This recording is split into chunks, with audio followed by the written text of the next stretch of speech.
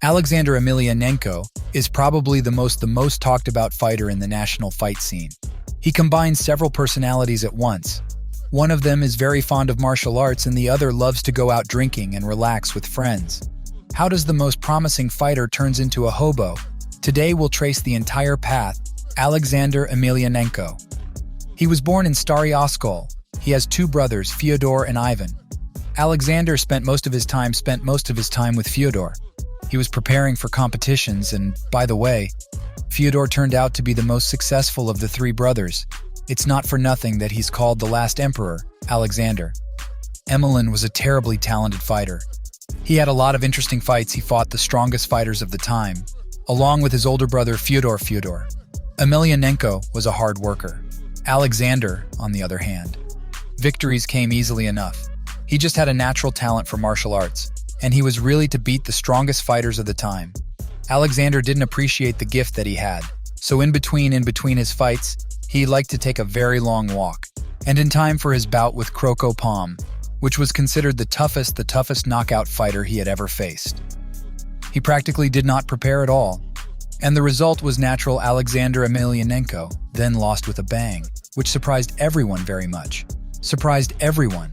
But James Thompson, Emelianenko took him down in a one-sided fight. He didn't give him no chance for him to win in the exchange. Alexander was much stronger, more accurate, and took the bull down. Also memorable was the fight against Sergei Kharitonov. Kharitonov, with whom they used to train in the same gym together with his brother Fedor, and even represented the same team. But in the ring, as you realize, there are no friends here. Fight till the very end. Alexander was very hitting Kharitonov hard, and Kharitonov was also hitting Alexander, so it was a very even fight and no more.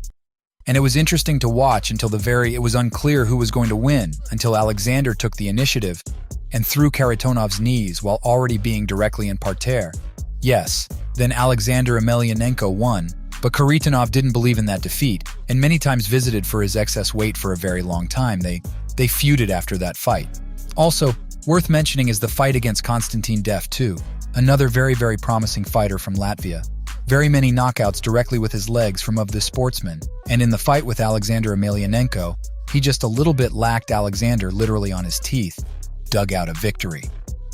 Emelianenko did not forget to celebrate his high-profile victories against real tough fighters. He had a lot of scandals. Very often the police came to his.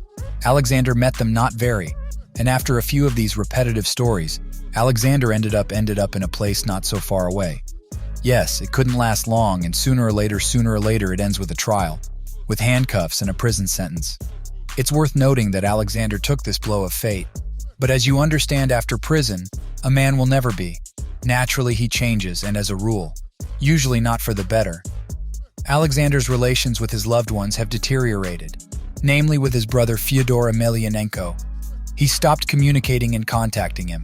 But the promoters have not forgotten such a promising fighter like Alexander Emelianenko, and they've given him several opportunities to prove himself in the ring.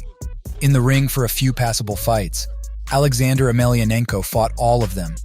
Successfully defeated. Such a fight is not forgotten. Then everything went downhill. Was a duel with weightlifter Koklyaev. Naturally the scandal was inflated. Allegedly they had a fight.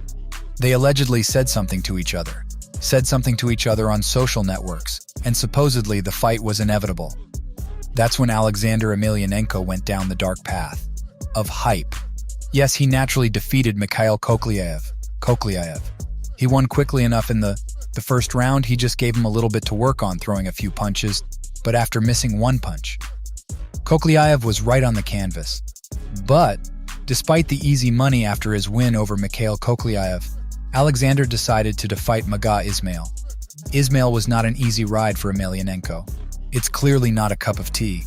Alexander apparently decided to take this fight in class, but unlike Emelianenko, Maga Ismailov had at least made weight for this fight. He had tightened up his technique, and he was in really good shape, which is more than can be said for Alexander Emelianenko, who celebrated his victory over Koklyaev and just stepped into the cage to get a very hard from Maga Ismailov to get that bull.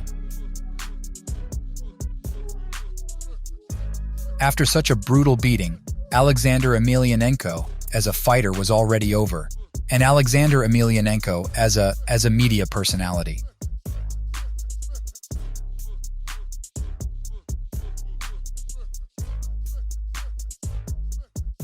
Alexander agreed to almost every fight, to every advertising contracts.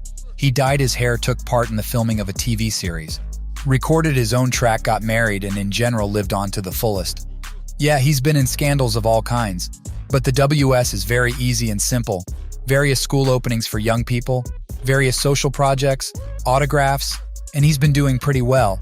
He had a couple of fights with bloggers, and he brought his younger brother Ivan Emelianenko, who also suffers from bad habits, wrestled on his hands with a Yershovi, drank from an axe of Naluka. Alexander Emelianenko has certainly, I'm not even going to show you the fight with Ruff. I won't even show you, it's just, well, some kind of circus, and the climax of the fall of Phoenix. Alexander Emelianenko is, of course, a 13-second knockout of Dotsik, with whom, by the way, he was scheduled for a rematch, which, for obvious reasons, didn't happen. Apparently, Alexander's back at it again.